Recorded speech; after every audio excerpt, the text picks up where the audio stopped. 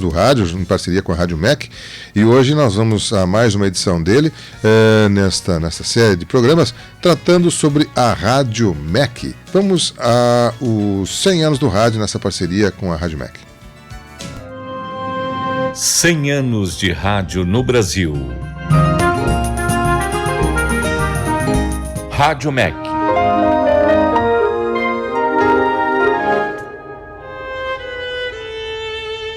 No dia 7 de setembro de 1936, Capanema foi. Quem pôs os sebos nos móveis fui eu com Drummond e o Garrenault. E nesse dia, meu pai fez um discurso e acabou assim: entrego esta rádio com a mesma emoção com que se casa uma filha.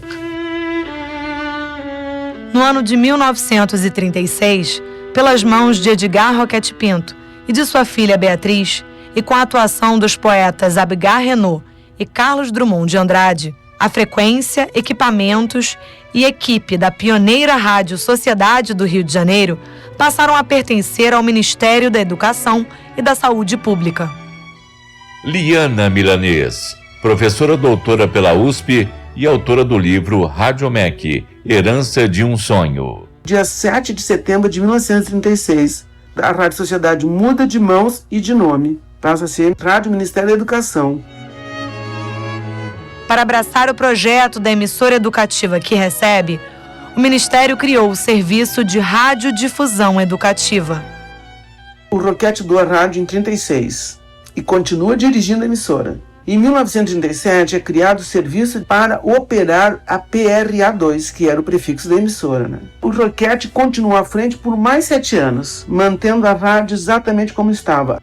E ele ficou dirigindo a emissora até 1943, quando ele então transmite o cargo ao Fernando Tude de Souza, que, como ele era um médico, técnico em educação, que atuava no Ministério da Educação e que tinha, na visão dele, de todos os pares, ele tinha competências para o cargo, né? No dia 4 de março de 1943, fui nomeado diretor do Serviço de Radiodifusão Educativa. E na direção da Rádio Ministério da Educação, nada tenho feito, senão procurar seguir as bases estabelecidas pelo seu fundador. Em maio de 48, numa reportagem especial sobre os 25 anos de implantação da primeira emissora do país, o Tude de Souza deu uma entrevista e falou sobre a fidelidade ao antigo projeto de Roquette. Naquela oportunidade, ele anunciou as novidades na programação, com a ampliação do horário de transmissões, que dedicaria a maior parte do seu horário, das 7 às 14, aos cursos, além de um jornal feito por especialistas em música adequada. As alterações incluíam ainda o incremento do departamento infanto e juvenil, que passaria a gerar programas diários voltados à infância e juventude. Nesse período, a rádio abre concursos para novos profissionais. Entre eles, estava Fernanda Montenegro. Olha, eu ingressei na Rádio Ministério quando eles abriram um concurso para fazer o Teatro da Mocidade, porque era uma ideia do Tude de Souza, quando o René Cavê também era o diretor artístico da casa, preparar radialistas. Eu tinha 15 anos e fui então fazer parte do Teatro da Mocidade, que iria aproveitar toda essa moçada, como locutores, como radiatores. Fernando Tude de Souza assumiu a rádio ainda durante a Segunda Guerra Mundial, assunto que foi tema de diversos programas em seus primeiros anos como diretor.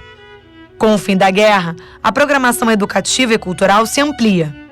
A partir dos anos 1950, a Rádio MEC assume um importante trabalho de registro e difusão da música de concerto brasileira, uma de suas bandeiras até hoje.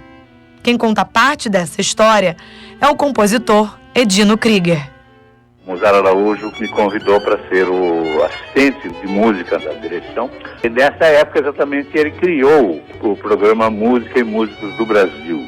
E na época a rádio dispunha de vários conjuntos, quarteto de cordas, quinteto de sopros.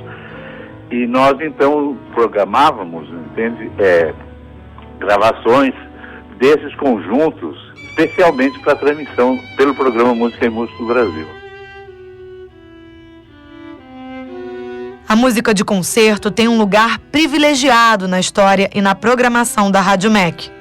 Mas cursos, programas literários, divulgação científica e programas para crianças também fizeram história na emissora. Nos anos 1960, é criada a Orquestra Sinfônica Nacional, que por 2 décadas atuou na Rádio MEC. Entre os anos 1960 e 70, diversos nomes das artes brasileiras escreveram, produziram e apresentaram programas na Rádio MEC. Nomes como o ator Paulo Altran. Amigos ouvintes, eu tenho hoje o prazer de entrevistar um dos intelectuais mais importantes do Brasil, o escritor Érico Veríssimo. Os escritores e cronistas que atuaram no emblemático programa de crônicas Quadrante, Carlos Drummond de Andrade, Cecília Meirelles, Diná Silveira de Queiroz, Fernando Sabino, Manuel Bandeira, Paulo Mendes Campos e Rubem Braga. Quadrante.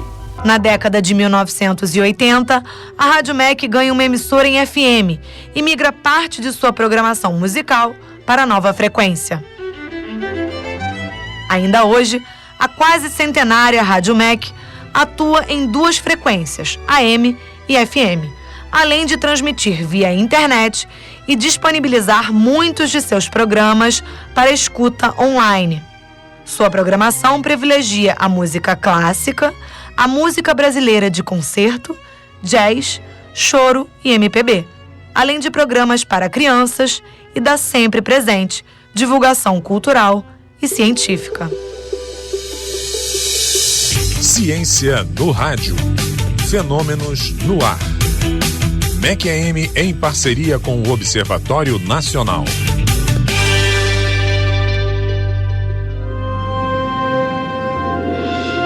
em 2022, 100 anos de rádio no Brasil. Uma produção Rádio MEC, com o apoio desta emissora. Bem, nós tivemos aí mais um programete para você nessa série de programas que estamos fazendo com os 100 anos do rádio, dessa feita destacando a Rádio MEC, né? Daqui a pouco a gente vai trazer mais informações para você que gosta do rádio e que tem interesse em saber um pouco dessa história que completa agora, em setembro, 100 anos.